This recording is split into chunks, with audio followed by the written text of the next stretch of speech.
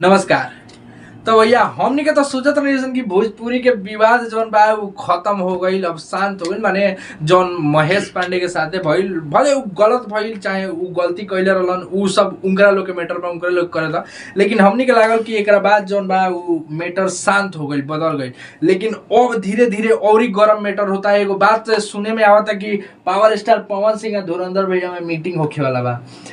विशाल सिंह पर कोनो एक्शन लियल गईल बा, साथ में पवन सिंह के यूट्यूबर गिरफ्तार होइलो, धुरंधर भैया के यूट्यूबर गिरफ्तार होइलो। एगो मोतिहारी के मामला तू लोग जाना तो बोलो, नाम धइला के जरूरत नहीं है। तो भैया ए पर का हमनी के लागत कि पूरा माने विवाद खत्म हो गई। लेकिन अब फिर से नया जौन बा उभरता धीरे धीरे। अब बदला एकरा कहत लोग कि बदला लिखल जाई। एक जना के हम इंटरव्यू देखनी, उ कहत रहन कि 5-6 दिन में हम खुशखबरी देंगे। तो भैया ई काई के खुशखबरी, माने ई भोजपुरी में विवाद करा के ओकरा के खुशखबरी कहल, माने भले विवाद के चालू कैले हो वैसे हमरा मतलब नहीं है। लेकिन हम एगो अपन पॉइंट ऑफ व्यू रखतनी ए पर ओरा का कहे। सबसे पहले हम लोग बता दी कि भोजपुरी इंडस्ट्री बड़ा इंडस्ट्री हो गई, बड़ा जंग का मैदान हो गई बा। जंग का मैदान ऐसे हो गई बा कि बड़ा सारा लोग के मन में नु बदला के भाव बा। तू हमरा के एगो बात बताओ, जितना लोग बदला के भाव से बोलता, जहिया महेश पांडे, पवन सिंह के, विशाल सिंह के, अदर बाकी जितना स्टार वाले सब लोग के माई बहन के गरियावत रहे, उस दिन तू लोग कहाँ रहलू?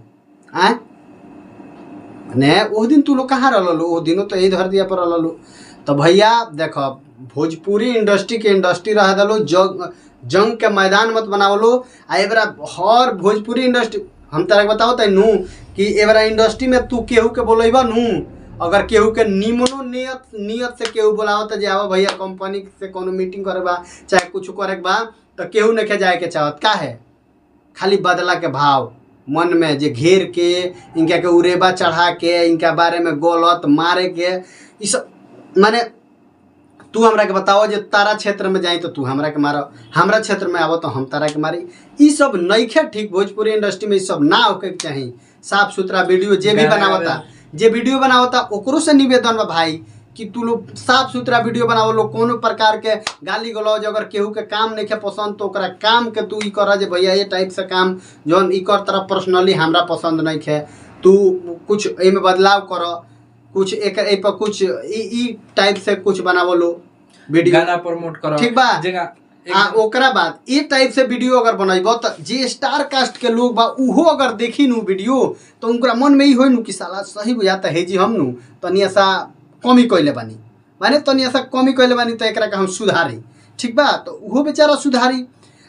ओकरा बाद ओकरा नजर में भी तू रहबा जे ना भाई जानकार आदमी बा, ई सब देखेला हमार वीडियो हमार काम। तो ई टाइप के वीडियो बने के चाहिए। यूट्यूबर जे भी बा, यूट्यूबर के काम इहे न होला भाई, प्रमोट कौनो चीज़ कौनो व्यवस्था आवता अगर भोजपुरी इंडस्ट्री में तो ओकरा बारे में प्रमोट करी, ओकरा के बताई, चाहे कि गलती करता ओकरा के बताई।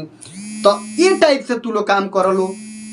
बाकी एगो बात हमनी के और कहसन कि भोजपुरी इंडस्ट्री के विवाद पर जितने बात करम उतने विवाद बढ़, ठीक बा।